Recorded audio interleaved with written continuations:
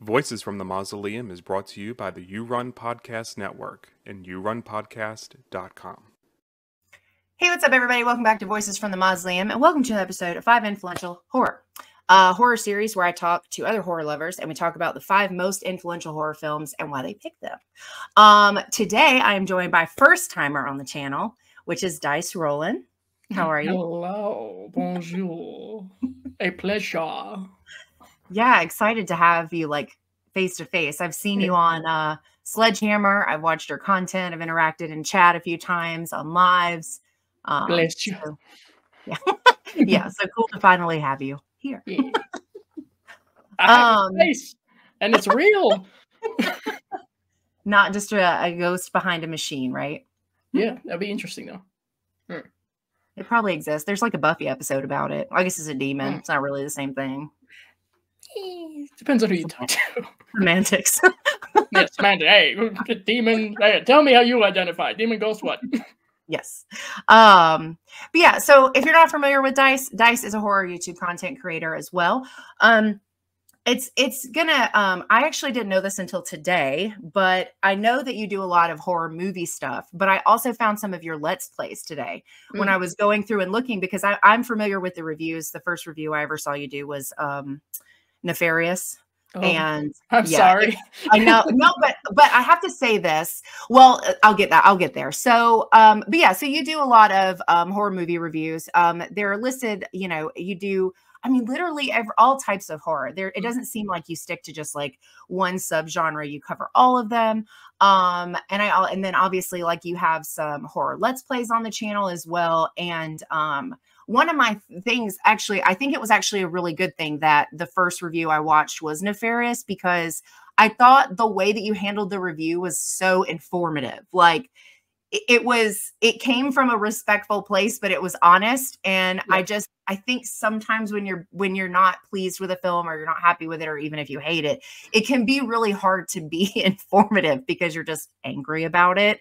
Yeah. I wasted my time, my money. Yeah, exactly.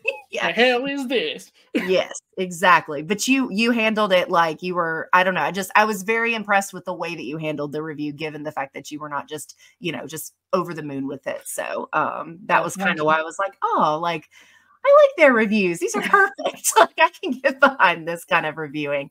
Bless you. And then I'll have to jump into the Let's Plays because I haven't seen any of those yet. But my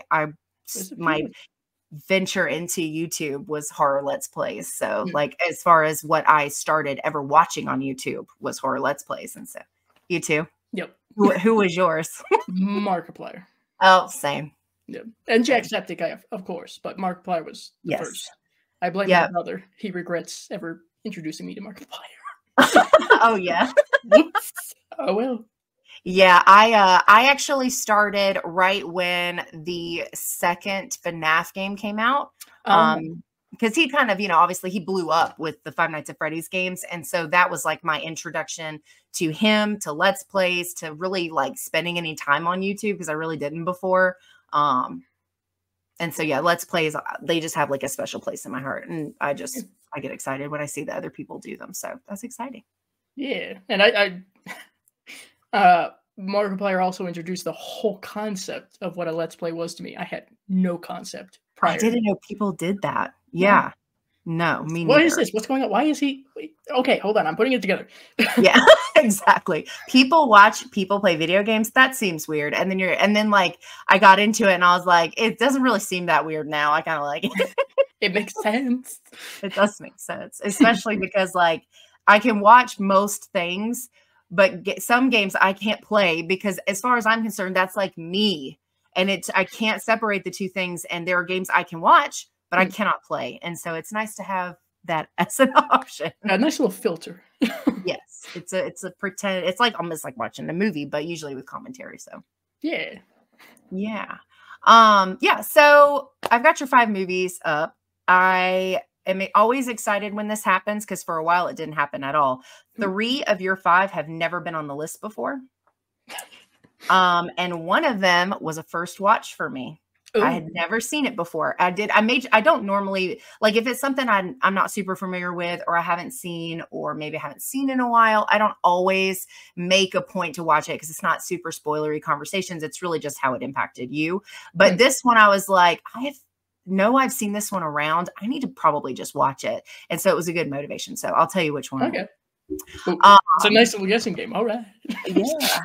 And I don't know that that's happened, that if something has come up that unless it was like an A24 movie, those I don't really I don't prioritize, but otherwise I don't think I've had one come up before that I hadn't seen before. So it's exciting. I'll take the little gold star. Yeah, that's right. Okay. Yeah. So your first one, was Jaws. Yeah.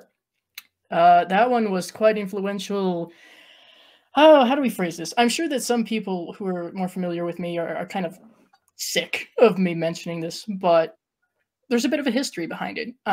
So at age of 4, my family and I went to Universal Studios in California. We took the tram ride.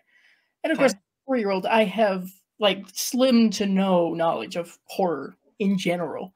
Yeah. So I'm having a great time. I mean, I took a picture with the Wolf Man. I waved at Frankenstein. Yeah. King Kong was nothing. I'm good. Mm-hmm. It's to the Amity area. And you got, I think at the time, they might have changed this to a scuba diver, but at the time, I remember a guy in a rowboat that they had out on the water. And I look away, look back, he's gone. There's, water and blood and all that. And I'm like, what happened? So I lean over the edge of the tram rail, I guess you would call it. Yeah. To look to see what's going on. And that's where Jaws comes up.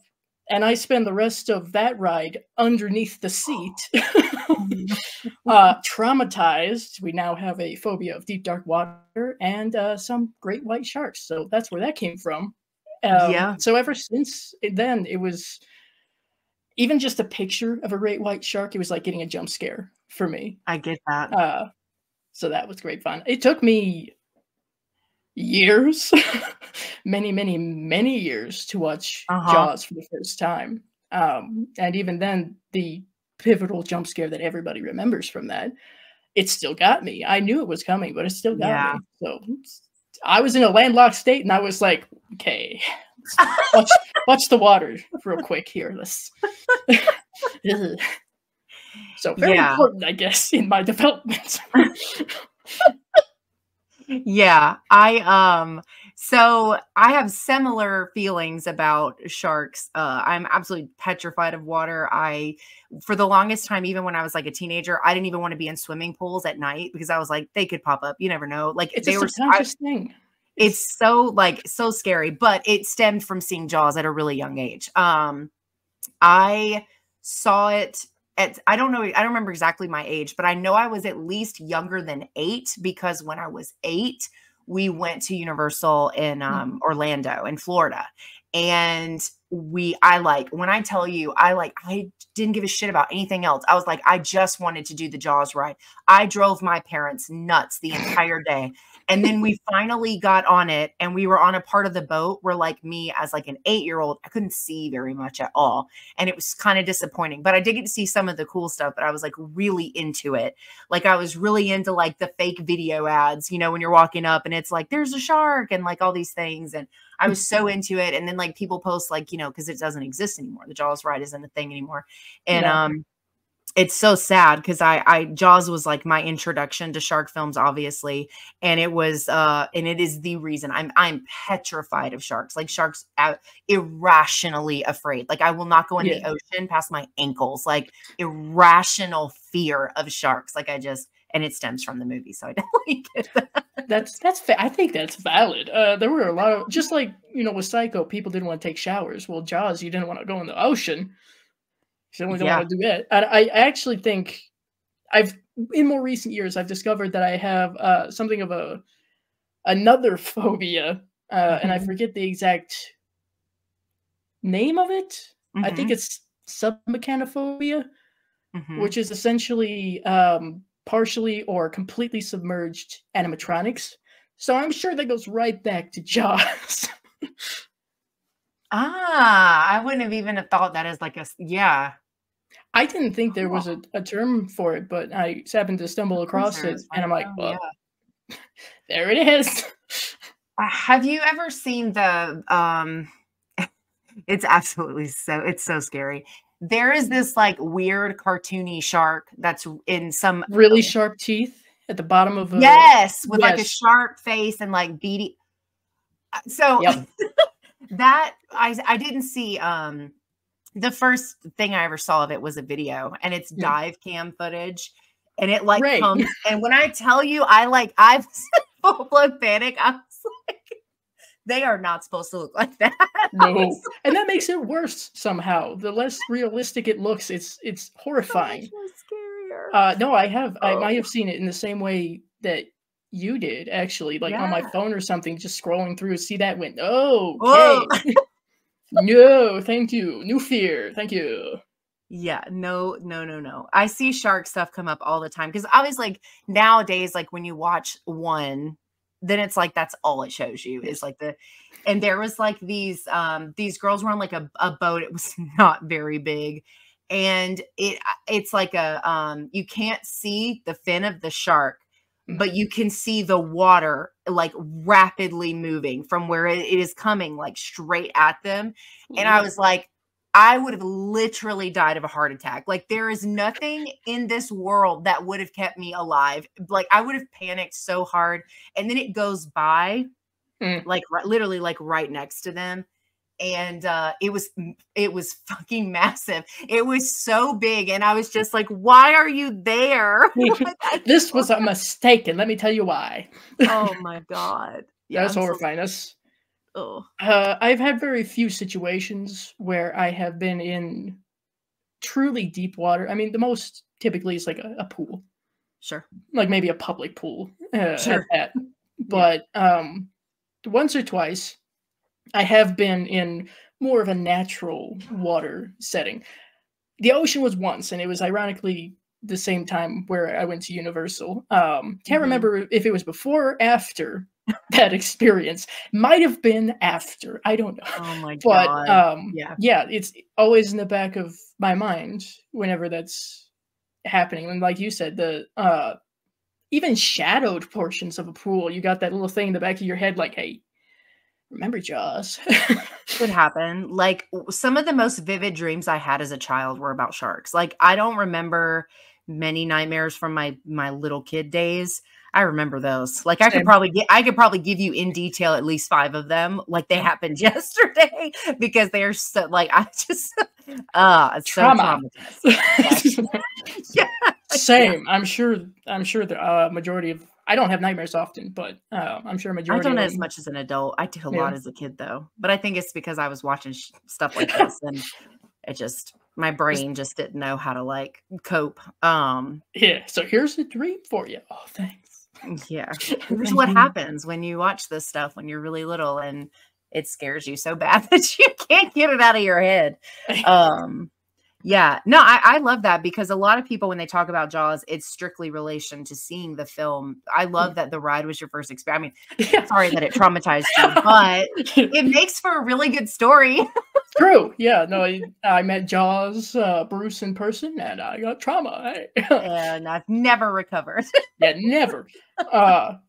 However, for some reason, you know that I'm sure that they had us at either attraction for it. That shark that's supposed to be kind of like Jaws hanging up that they have on tiger display. Shark. Yeah. I remember this after the ride. My family and I went there and I saw people taking photos with the thing. And there was a woman who put her arm in the shark's mouth. And I'm like, okay, yeah, that makes sense. So there's literally a picture that I have where I'm doing pretty much the same thing. You know, trauma or not, we're going to get this picture. All right. Like, it seems cool. I'm doing it. Yeah. I would be so scared it would fall on me, knock me into the water, and then the fake shark would eat me anyway. Like, my head would just be like in a million different directions. Yes. I'm not. I can't even touch fake sharks. Like, no, Too risky. We don't know. Some sort of malfunction. I don't know. Yeah, we consume a lot of weird shit as horror fans. Like I've seen land sharks. I've seen the one where it's floating down the hallway of this woman's house and there's no water. It's just that. See, that's no. You're not safe anywhere. No, with all the shark movies as well. Like, no. Yeah. So your second one, this one has not been on here before. And I love that because I have not had a reason to really just talk about this one, which is the Rocky Horror Picture Show. Oh, really? Wow. Okay. Isn't that shocking? Yeah. Yeah. I'm 98.9% sure it has not been on here before. I'll take it. Yeah. That less traumatic. Far less traumatic. Switching gears. Yes. Let's move on to something that was actually more of a positive. Just to really show how relaxed my parents are when it comes to what they'll let my brother and I do, my brother who's younger. They were the ones who introduced me to Rocky Horror Picture Show. I was kind of aware of it previously, but at the age of 14 is when I watched this for the first time. Prior to that, I was used to Tim Curry as a pirate or a butler. Oh, yes. So this was a switch, but I didn't know how to deal with it initially. I was like, well, this is entertaining, but I don't. Sure. How do we feel about this? There's a lot going on. I get that. Yeah. But over time, I appreciate it quite a lot. Of course, it's very entertaining. I love to watch people who are watching it for the first time, like reaction channels and stuff. And that connects to another movie that I enjoy, but I don't have on my list. But Phantom of the Paradise, kind of similar. Yeah. Double feature was how they used to do it. Sure. And then Phantom of the Paradise kind of dropped off, and Rocky Horror Picture Show kept going. But as I think my appreciation for Rocky Horror Picture Show over time has kind of evolved a little bit. Yeah. Because as someone who has over the years realized they are queer, it has a seminal importance, I think, to a lot of queer people. Yes. But yes, it's really fun. That's the best way I can put it. It's really fun. And for some reason, I'm going to take it as a positive for the most part. Okay. A few of my friends have said, okay, so if we were like doing a shadow cast or like a recasting for Rocky Horror Picture Show, you should be Riff Raff. I'm like, okay, sure. Sure. I don't have to wear fishnets. Okay. Great, I'll do it. Why not? Shuffle around. Cool. That's great. He said, I guess I'll take it as a positive. Yeah, no, I'll take it. Hey.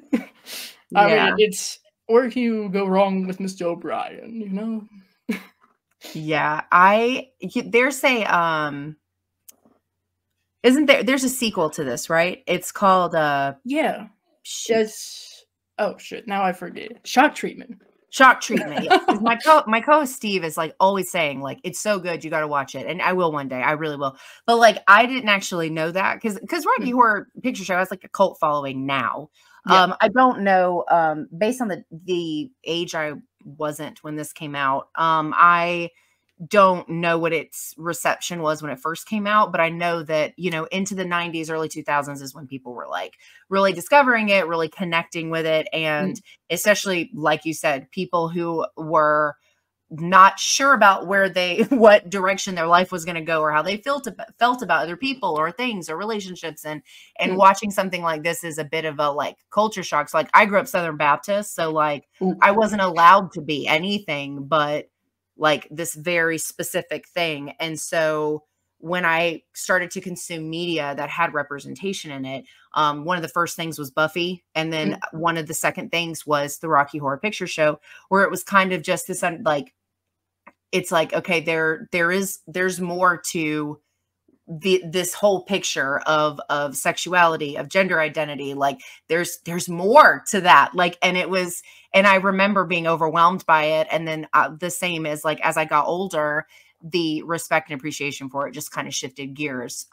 Once I realized when I was pretty young that I was queer, but I think it was something I kept to myself for a really, really long time because of the way that I grew up. And so but it was like this sense of pride when you watched this. It's like you felt like, I remember feeling, for me at least, like I felt pride in that part of who I was when I watched this, even if maybe after I wasn't allowed to feel that way, or I felt like I couldn't feel that way. It was kind of a game changer seeing that representation specifically in a horror space for me too. Yeah, in such a out loud and proud kind of way. Yes. Obviously, it goes without saying that Tim Curry rocked the corset and fishnets for all of us, bless. But then, yeah, the shadow casting, midnight premieres, double features, that was, so I've heard, such a safe place for a lot of queer people who wouldn't be able to do that in their, like, daytime lives. So it was nice. And it was a good way to be able to see such a wide spectrum of people. Yeah. Yeah. And still, actually. So, hey.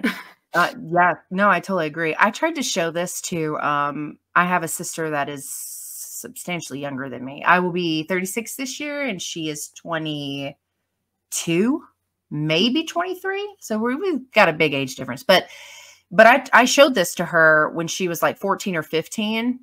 And I like almost never spoke to her again. She was like, this is such a boring, like not interesting movie. And I was like, there's lipstick involved. What do you mean it's not at least interesting? Like, what? We're talking about aliens. Drag. What do you mean boring? I'm like, I'm gonna shut up and watch the rest of it anyway. Fine, I'll watch it without you. It was crazy. Like, I just assume, like, because like obviously I think most people, when they're super connected to something, or especially if they think it's like something like this, where it is wildly entertaining, it's super funny, it covers a lot of different things, like you just assume everyone is gonna feel the same way. Yeah, a little bit dated. Boring? You gotta be kidding me. Like, yeah. That's it. Get out. Yeah. No, it's such a great movie. And it really is, like, and it's one that has, in my opinion, aged really well too. Like, I don't think it's lost anything as time has kind of, moved forward. I think it's just as great now as it was the first time I watched it. Yeah, it's interesting how they were able to do this. I don't think they were intentionally trying. It's very difficult to do so when you are.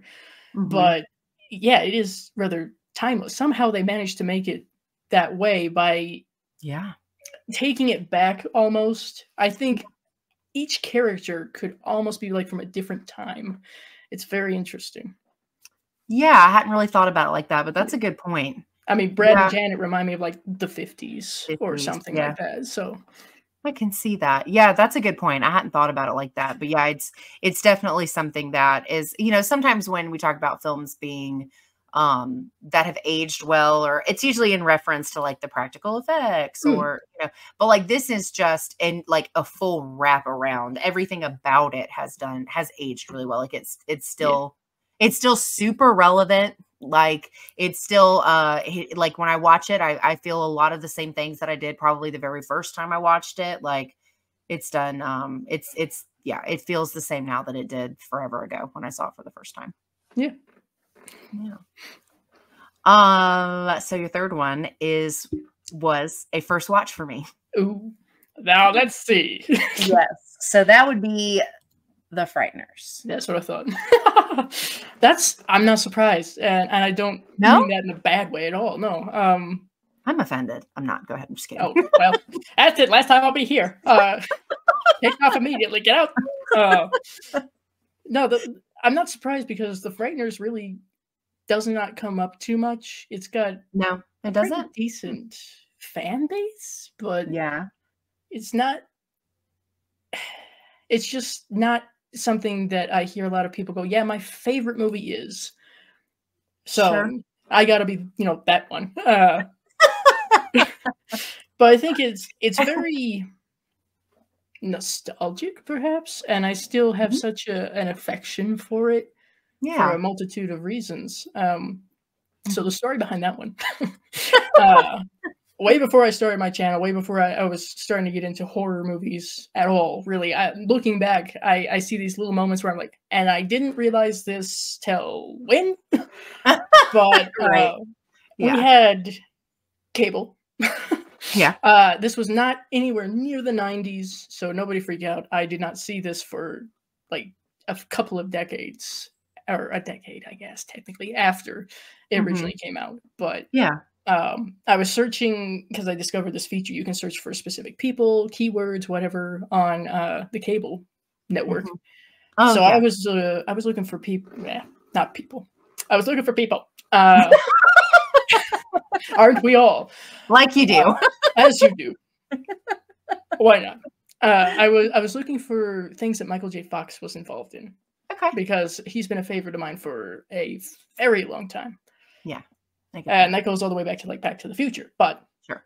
I was looking for Michael J. Fox movies because I hadn't seen that many. Why not? And The Frighteners came up, and I'm like, okay, this sounds weird. I've never heard of this before. Let's check that out. So I caught some portion of it when it was already going. Thought it was kind of entertaining, but I don't know. So next time it came up, I would try to watch it. And every time after that, if it came up and I saw it was there, I was going to watch it. So it pretty quickly became a favorite of mine. I liked the tone, the mix of horror and humor. Michael J. Fox, of course. Yeah. It was also my introduction to Peter Jackson, Dee Wallace, and Jeffrey Combs. Okay. So it's a lot all at once, you know? Yes. I was surprised who all was in this when I watched it. Yeah. There's Arlie Ermy even is in this. It's a very like, every time somebody came up, I was like, oh, wait a minute. Like, because I watched it, I didn't look at anything. I just went on YouTube and rented it and watched it. And so like I didn't look to see who was in it. I didn't watch a trailer. I didn't do it. I just went in blind because oftentimes that can be the better way to approach films that are, especially older films, I feel. I like to do it that way, regardless. Yeah, I'm not good about doing it modern because I'm like super impatient naturally. I can't help it. But you know, it is something that I do try to do for older films if I'm not already privy to like what they look like or what you know who's in them or whatever. And this is like 90s Ghostbusters. Like it's very like I think it's a little, I would say, edgier than Ghostbusters. Probably it's got some more stuff going on that's I don't know. I feel like not like kid friendly. Some people I think say that like Ghostbusters wasn't supposed to be kids friendly, but I think it's fine. Like I think Ghostbusters is a little more like, is it PG? It's not PG-13, is it? Is Ghostbusters PG? I'm not sure. And I don't know if they've changed that since it first came out or not. That's interesting. I'm not sure either. Like Jaws was PG-13 and then or something, or just PG, and then it was PG because PG-13 didn't exist until your fourth movie came out. Yeah, but I mean, just quick thoughts on it because it was a first watch for me. I really liked it. I thought it was really good. Yeah, it's rated PG because it's a comedy horror. Ghostbusters is. Gotcha.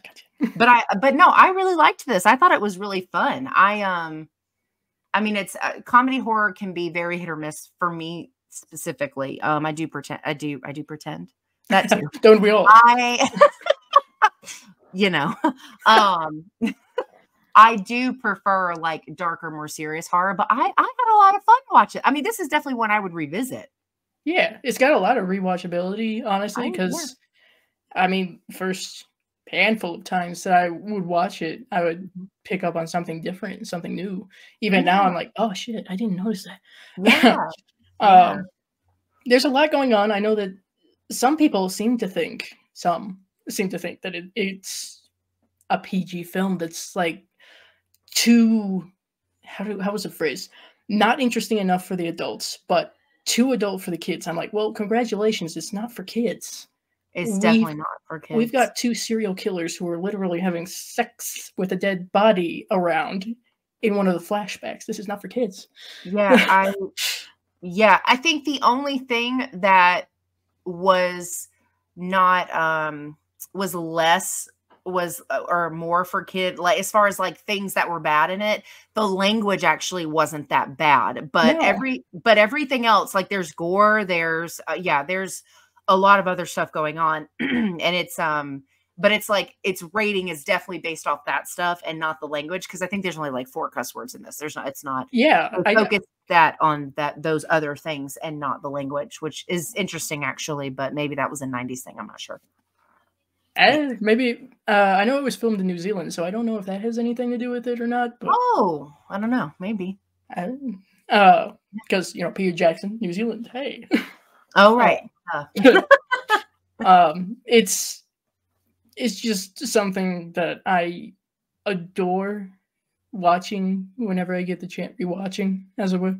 I was thrilled when I got the chance to review it finally on my channel. Yeah. And like I said, that one's really not talked about very much, and I feel like that's kind of a crime, really. Yeah, I guess I've seen it like float around. I actually thought it was like, I actually thought it would be considered weird that I had not seen it, but I guess it's like, if it does whatever following it has, maybe I guess it's just maybe a little bit smaller. But I know I've seen it come up, but to your point, it's never been on this show before, and it hasn't come up. I don't think anyway. Like, not even in like lives where we get off completely derailed and talk about things that have nothing to do with the thing on the thumbnail. But like you're right. Now that you're saying that, I'm thinking about how little I've seen about it. And I think it's really just, I knew it existed is probably a better way to put it. But I had just never watched it, and it was cool to go back and I always like finding, especially older stuff. Newer stuff is so hard to impress me, but like I always end up loving when I go back and watch older stuff. Like I always end up being like, oh my God, I love that. That was so fun, or it was so good, or so weird, or whatever. And there's a certain like aura, shall we say, about certain movies from different eras. It's interesting. Yeah, it's nice to go back to that sometimes, because some of the new stuff is not great. Yeah, can't always have good things, I suppose. Very sad. Yeah. But that's a standalone that I always have it pitted against Phantom of the Paradise for like my favorite horror movie. So okay, I just really like, and also Danny Elfman for the soundtrack. Hello, excuse me. Oh, that makes sense. I didn't look that up or anything, but that makes sense. Yeah. I didn't realize it until I started to learn who Danny Elfman was. And then I went back and watched The Frighteners and went, oh, shit. That's cool. Yeah, I wasn't even thinking the music, but yeah, I mean, it's very Danny Elfman. No, I really liked it. I thought it was a fun movie. I wasn't really sure, like the first little bit of it, I wasn't sure where it was going to go. Fair. And then, very quickly though, it starts to become a cohesive story, and it's very funny. And it's, no, it was really fun. So if you're watching this and you've not seen The Frighteners, you should see it. It's really, really good. I also recommend I forget what they call it. Maybe it's the director's extended, whatever it is, where they add in or back in some of the scenes. I recommend that one. Oh, that's a good version. But if you don't, it's fine. It's still a just fine story, but little things that they add back in that are fun. Yeah, I watched. I paid like $4 for it and watched it on YouTube. Yeah. But it was worth it. It was a good watch. I don't know when I would have gotten to it if it hadn't been on your list. I'm here to help. Super helpful. Yeah. Yeah, no, it was good. I liked it. I'm glad that it came up. So it kind of gave me like kind of a nudge, to watch it. That's how I'll do things too. Pick a movie. Oh, okay. I haven't seen that one. Hold on. Yep. Yeah. It intrigued me enough to watch. It was good. Yeah. So your number 4 has been on the show before, but that's okay because literally no one who picks the same movies ever says the same thing about it. It's fascinating. True. So Gremlins. Yep. This is my first horror movie, I'm pretty sure. Yeah. It's the first one that I remember. We'll put it that way. Yeah. It's not a bad one for a first, I would think. Yeah. That one is more of a kid-friendly kind of film. At least it was in the 80s. Hey. Yes. But this is one that my mom had myself and my brother watch, and I'm pretty sure I was 8 when I first watched this, and it freaked me out. It freaked me out because I just didn't know how to handle it. I was not accustomed to the idea of these like horrifying images or subjects and comedy. It's that. Yeah. So I just kind of left that experience going, okay. Obviously now I quite enjoy it. It's a fun holiday film. And yes. I got to meet, I forget his name. Oh, that's not good. I got to meet Billy. Oh, okay. Aw, okay. I don't know his name either, but that's not my strong suit. I don't know who made the movies. I don't know who stars in the movies. Don't ask me. The only ones I know are like the only ones I know are like my big ones, the ones that are like super big to me. Otherwise, don't ask me. But I know the characters, so we're good. We're on the same page. Yes, him. Nobody shoot me. Billy. They're like, it's on your list. How do you not know his name? Hey, I knew it when I made the review. What more do you want from me? That's really all that matters. The brain goes not useful anymore. But so that's another little connection, I guess, for that. Yeah. I was, I think, most traumatized. I think there's a lot of trauma that happened with horror movies in my childhood. Yeah. Somehow we got here. I don't know. But the scene, and I mentioned this because Ken Sledge had invited me on to do my first horror movie. Yes. And this is the one that I talked about, of course. Yep. But the scene where the female lead, whose name I'm also forgetting. Wendy? Is her name Wendy? I don't think so. Kate? Is she Wendy in another show? Maybe. I bet she is. Sure. You would think as someone who does this for their career, I would know, but here we are. Oh, Lord. Isn't it great, people? But when she's telling the story about oh my God, her name is Kate. Okay. See, hey. And Zach Galligan is the guy that plays Billy. I should have known this. He's also in Waxwork. Here we are. Yeah. I'm great, I promise, really. If this doesn't sell you on what I do on my channel, I don't know what will. But when Kate is telling the story about how her dad got stuck in the chimney. Oh my God! Yes. That is what stuck out to me as a kid, and was just like, wow, because I very vivid imagination stroke. What? Words are hard. Yeah, the lips, they're rented. I don't know. I've always had a very vivid imagination. So as a kid, I was picturing this as she was telling the story, and traumatic. Very traumatic. Merry Christmas. Yes. Yeah, very, very traumatic. You know what's funny is like I actually have like I blocked that section of the film out because I almost forget about it, and then every single rewatch, I'm like, "Oh my God, I totally forgot about this extreme tonal shift while they're outside." And then it's like, and they make fun of it in the sequel because she's like, "Oh, don't even get me," which is like, "Don't get me started on President's Day" or something like. Yeah, please don't mention what is it, Abraham Lincoln's birthday or something. I don't know. It's some like off the wall shit, but yeah, that part is wild. Like, and it seems so out of place, but it also still makes sense. Like, it's like, what? I guess we need this backstory.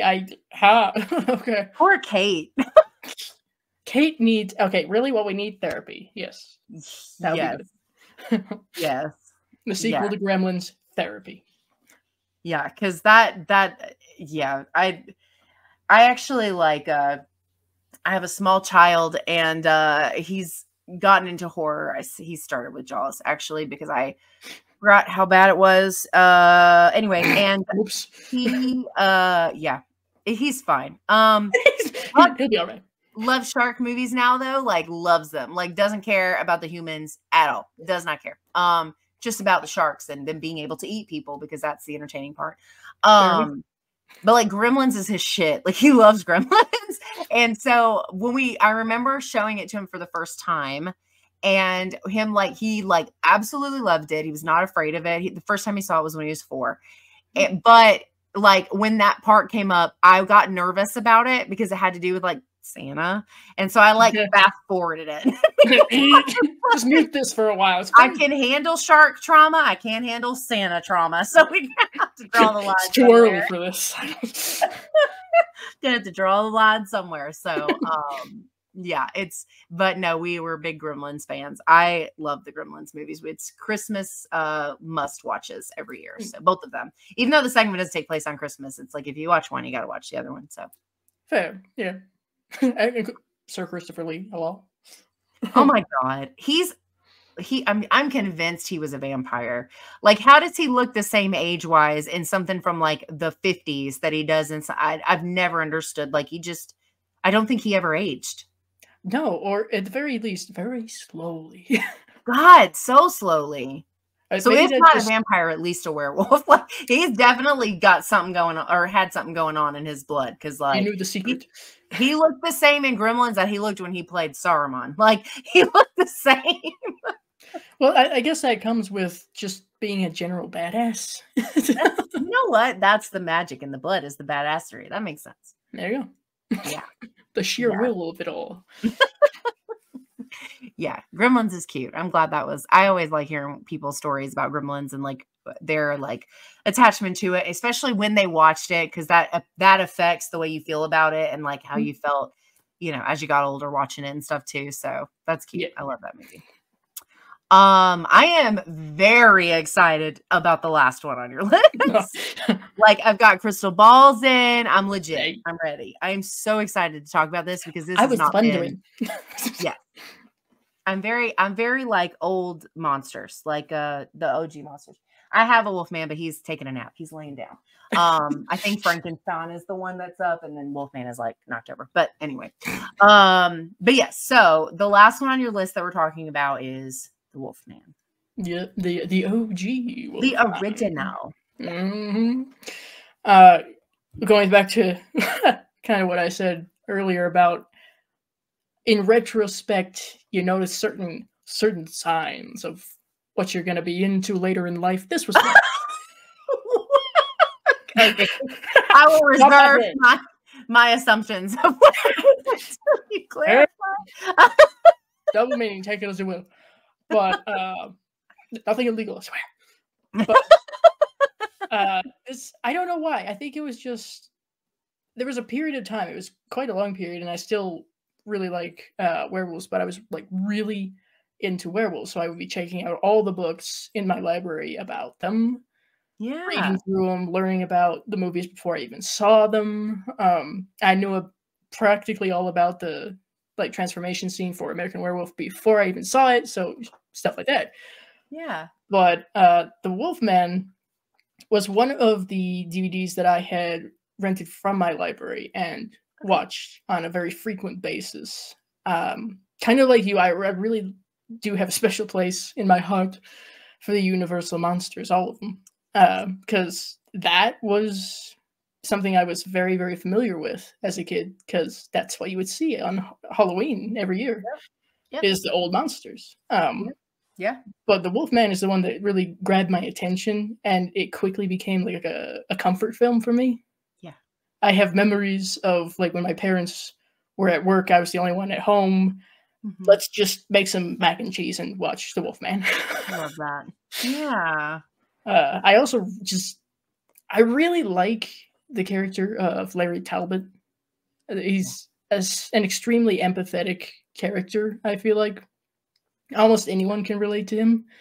Yes. And you just feel real sorry for him. You do. He creates a lot of emotions. Yeah. The trauma. Totally speaking of therapy. Yeah, right. Exactly. Yeah. But after that, I learned about like the other Universal monster movies that he was involved with. Frankenstein meets the Wolfman, stuff like that. And I would watch that because the Wolfman was in it. Mm-hmm. So just a very tender, special place in my heart. I have my own figurine that's up there for the Wolfman. So yeah. Yeah. My influential OG monster is Frankenstein, because that's where and I know that's not his name. I'm just not gonna say Frankenstein's monster every time I'm talking about him. Y'all know who I'm talking about. So don't be Blame typing society. I'm so tired. Like it's not like I called Link Zelda. Then you can be pissed, but this is different. Frankenstein's monster is a long thing to say. But yeah, Frankenstein was like my introduction to Universal Monsters. So my dad's like a big old school horror fan and like cheesy sci-fi, and so I grew up on that. I grew up on Universal Monsters, and the Frankenstein, Wolfman, and Creature from the Black Lagoon are my three tops. Like those are the ones that I just love. But I mean, Lon Chaney, like he just, I don't know that I don't think that this film could have been what it is if they had cast anyone else as Wolfman. Because he just is so, like, when you meet him, like, first of all, he's super charismatic. So you're like invested. You're like, he seems nice, you know, and then you American guy, real and chill. you just want, like, it doesn't matter how many times I've seen this movie. I always pretend like he's going to come out on top of things at some point. Like, I'm like, I just pretend I'm like, he's going to get the girl. He's going to have the life. Like everything is going to be fine. You know, everything's going to be fine. Everything's going to be fine. And it's, you know, but yeah, it's so good. And one of like my favorite spinoff things, because as much as I like the Universal Monsters, there's like 20 something of them total, and they get a little convoluted after a while. But one of my favorite ones that he was in was the one with the comedians, Abbott and Costello meet Frankenstein. And so it had Frankenstein, Dracula, of course, and Wolfman. Lon Chaney comes in, and he's just like, it was so fun seeing like the horror icons that like I knew. Of course, I think Frankenstein is played by somebody different in this. I don't think Glenn Strange, I think. Yeah, I don't think, yeah, it's not the original. Boris Karloff was not in this one. It's not Karloff, yeah. He's only in 2 of them. Did he do 2 of them? Very shockingly few. It wasn't many. I know Frankenstein's been recast a bunch of times, but I know that it wasn't the original Frank, and it kind of shows, but it's okay. But yeah, like Wolfman is up there for me. Like I have a lot of love for Wolfman. So when I saw it, I was like, because I haven't had a chance to talk about it yet. The only thing I've talked about Wolfman related on the channel is the remake, on the remake series, because I don't know if this is going to cause, you know, like an issue in our friendship or not. But like, I absolutely fucking loved the remake. Like, I loved it. I don't mind the remake at all. No, I thought it was rather interesting. I know there's a distinct separation as far as like tone, of course, but I have no issue with it. I didn't even realize that people were not happy with it. Yeah.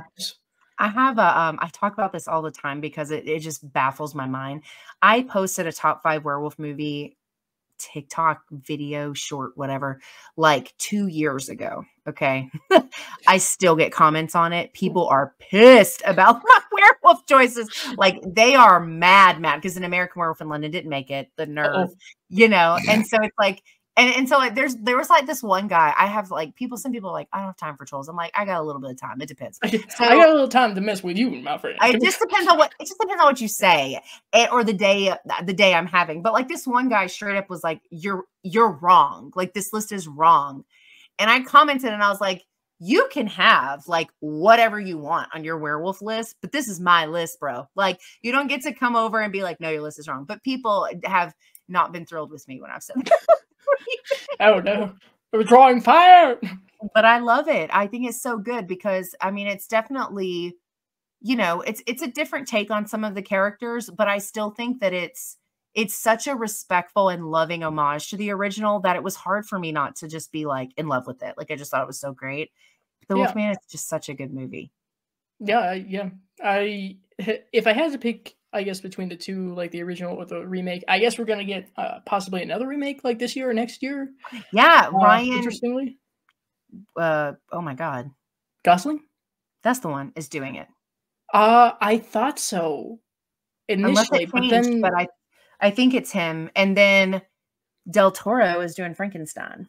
Yeah, so we're getting something of a resurgence, which I think is interesting. I mean, last year we got Renfield, so like Renfield was so fun. Yeah, yeah, yeah.